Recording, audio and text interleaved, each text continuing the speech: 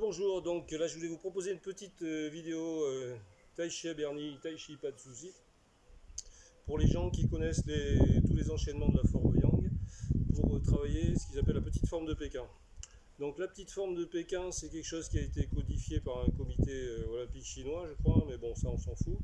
Mais ça permet d'avoir tous les mouvements des 108, enfin tous les mouvements les plus importants des 108 mouvements de la forme Yang, mais sans avoir à faire toute la forme. Il me semble quand même qu'il vaut mieux passer par toutes les étapes d'apprendre la forme Yang sur les 108 mouvements pour bien avoir tous les mouvements avant de passer sur la petite forme de Pékin. Ça me paraît un peu rapide sur certains mouvements qui sont un petit peu plus compliqués. L'intérêt, c'est pas de faire du mouvement pour faire du mouvement, c'est de faire du mouvement dans le respect des placements et que ça soit bénéfice à chaque fois pour les articulations, pour la respiration, pour l'énergétique, etc. Voilà. Sinon, on s'agite plus ou moins lentement, mais ça ne sert pas à grand chose à mon sens. Voilà. Donc la petite forme de Pékin, ça peut être pour les personnes qui connaissent les 108 enchaînements du style Yang, ou les personnes les plus avancées qui me supportent depuis des années. Quel courage elles ont dans les différents cours où je sévis. Voilà. Donc c'était une promesse que j'avais faite depuis longtemps à certains ou certaines. Ça permet d'avoir en une trentaine de mouvements tous les mouvements principaux, je crois qu'ils y sont presque tous, des 108 mouvements de la forme Yang. Donc quand on est pressé, on a un jet qui nous attend, tout ça, et bien on peut se faire une petite forme de Pékin rapidement. Moi je la fais au moins tous les jours, et ça permet voilà, vraiment remettre en route tous les mouvements. Si j'ai pas le temps, je fais une petite forme de Pékin. Voilà, donc c'est parti. Donc je ne reprécise pas les positionnements anatomiques au niveau des pieds, des genoux, tout ça c'est normalement c'est acquis, mieux. Donc petite forme de Pékin, je vais ouvrir ici. Voilà, après moi je l'ai remise à ma sauce, hein, vous n'allez peut-être pas retrouver tout à fait. Ici je fais deux parades. Ensuite je vais m'installer sur mon talon. Je libère le pied gauche et je vais aller faire un vol diagonal ou caresser l'encolure du cheval. Je vais m'installer un petit peu plus pour prendre mon axe sur mon talon gauche, libérer le pied droit et faire un autre vol diagonal. Même chose ici, je vais m'installer sur mon talon pour libérer le pied droit, gauche, pardon, vol diagonal. Alors on peut en faire autant qu'on veut, c'est ça l'avantage, c'est que si j'ai envie de me faire plaisir,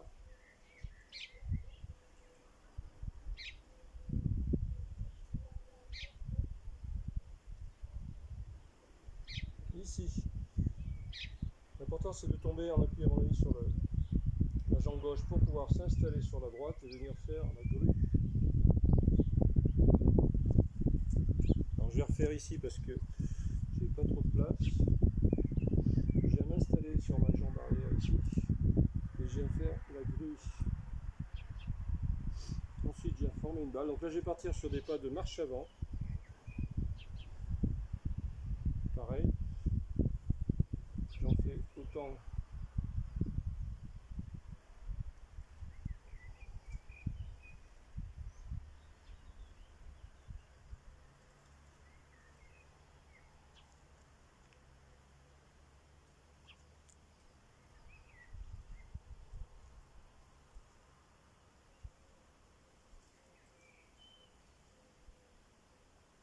Ici, je vais faire donc un demi-pas et une guitare. Ce qui va me permettre ensuite d'attaquer les pas de marche arrière.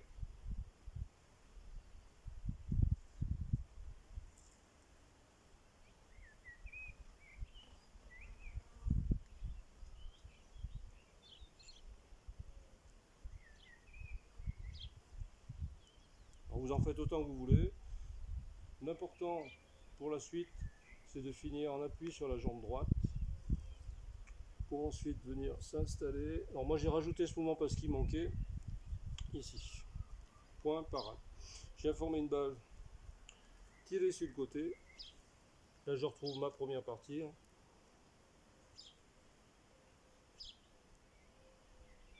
Pareil, si je reviens enrouler ici, laisser tourner les orteils gauche, m'installer sur mon talon.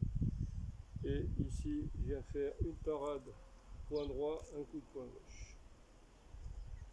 Je retrouve ma première partie tirée sur le côté.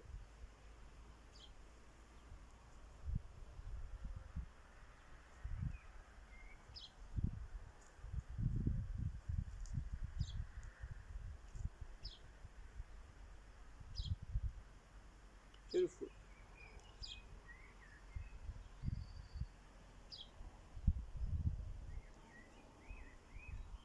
Ici, je vais trouver les pas de marche latéraux, donc marche dans les nuages.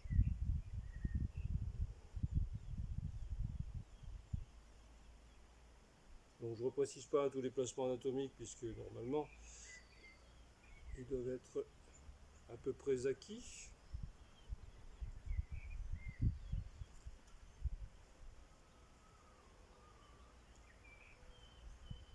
Là c'est pareil, ça dépend du temps d'attente de mon jet privé.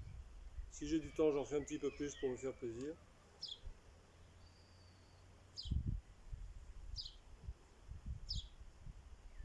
Et je finis sur le fouet comme dans les enchaînements classiques.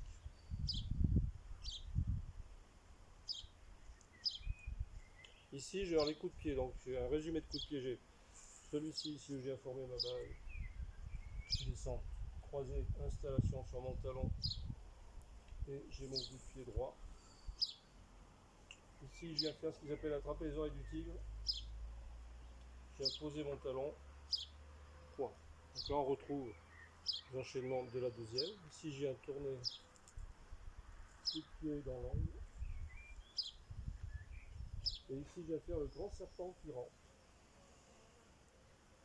Un coq, une parade, et à nouveau un coq. Et à nouveau un grand serpent. Je recule parce que j'ai pas assez de place. Je reviens ici. À nouveau un coq. Et ensuite je vais faire démarrer mes navettes. Alors ça je l'ai rajouté parce que c'est un mouvement qui manquait à mon sens. Je fais un éclair traverse le dos de la montagne dans l'angle. Je viens former ma balle ici. Donc mes navettes qui démarrent. Appui talon gauche. Tournée du pied. Là ça fait mal sous le pied.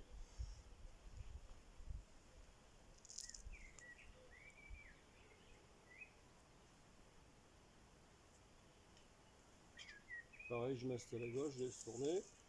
Je m'installe un petit peu plus. Et mon éclair ici.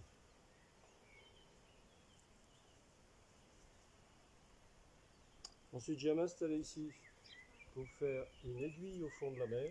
Donc je retrouve le mouvement deuxième et troisième partie. L'enchaînement de la deuxième partie ici.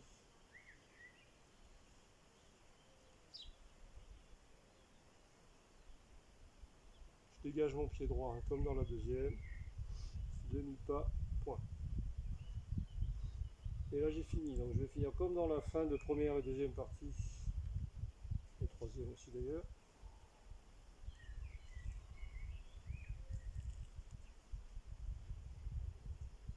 Et moi je rajoute la fin comme dans la troisième.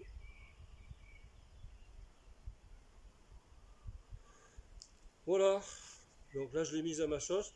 Faites tourner plusieurs fois la vidéo pour bien avoir les enchaînements. Il n'y a rien de compliqué après quand on a pris le coup et ça permet vraiment d'avoir tous les mouvements dans quelque chose d'un petit peu plus compact, de faire tourner même plusieurs fois sur un. Voilà, j'espère que ça vous aura fait plaisir. Je vous remercie beaucoup, prenez soin de vous, bis bis.